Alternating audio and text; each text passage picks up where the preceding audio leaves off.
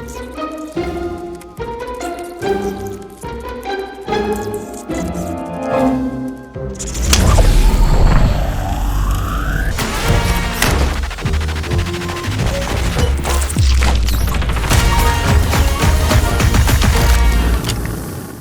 and welcome to the next Kill It With Fire 2 devlog. And surprise, this one is all about Spider Hunt. You may remember in the last devlog, I mentioned that Paper Trail, one of the levels from Kill It With Fire 1, was supposed to make it into the Cybercore update, but it wasn't quite ready in time.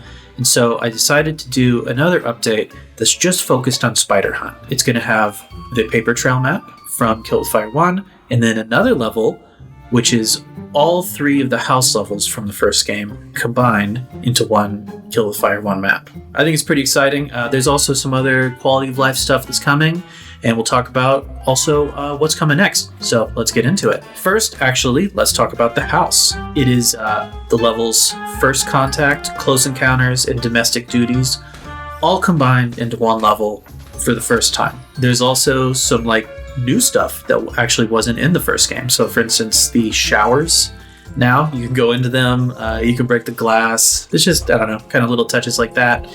And just some lighting upgrades. It just generally has a little bit of that nicer Kill It With Fire 2 lighting. So yeah, I think that for fans of the first Kill It With Fire, this is going to be really exciting to be able to play multiplayer in that house. All right, next up is the Paper Trail map. This is the second to last level in the first game, the one that is in the little office space right before Contingency Omega.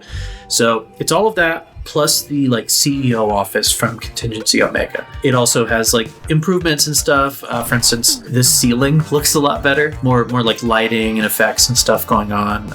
And so this is true for probably both the house and Paper Trail. They're smaller than some of the Kill It With Fire 2 maps, so we're probably looking at shorter round times, but maybe more rounds. So let's talk about some quality of life stuff. Something that's really exciting now, when you go to host a Spider Hunt map, you can now pick which map you want. So before it was random, you just didn't know what map you were going to get.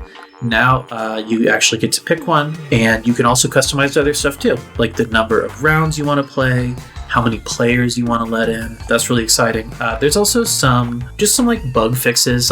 There was issues with some of the settings weren't saved properly. There was also an issue where if you threw all of your Molotovs and then you picked up more fire ammo, you wouldn't get any Molotovs back. So little bugs like that I was able to finally fix. So yeah, let's talk about what's coming next.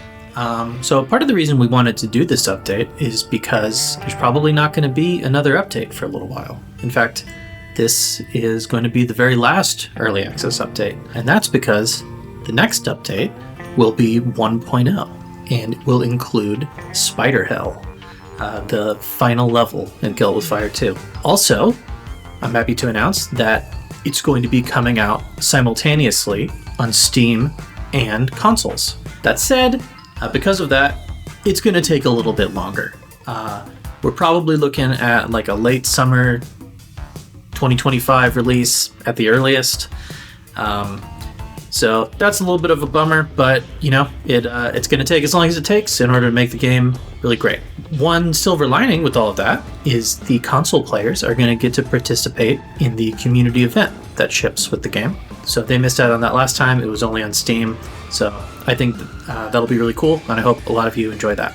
So yeah, looking forward to wrapping up Kill It With Fire 2, and hope everyone enjoys the new Spider Hunt maps. All right, see you soon. Bye.